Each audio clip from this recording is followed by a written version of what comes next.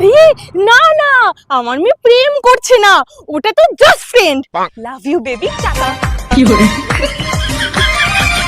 ও টুনির মা তোমার টুনি কথা শুনে না, যার তার লাগে বাবা প্রতিদিন ফাট দিয়ে প্রেম করতে যাচ্ছে। আরে না না, আমার মেয়ে তো কলেজ যাচ্ছে পড়তে। পারে না।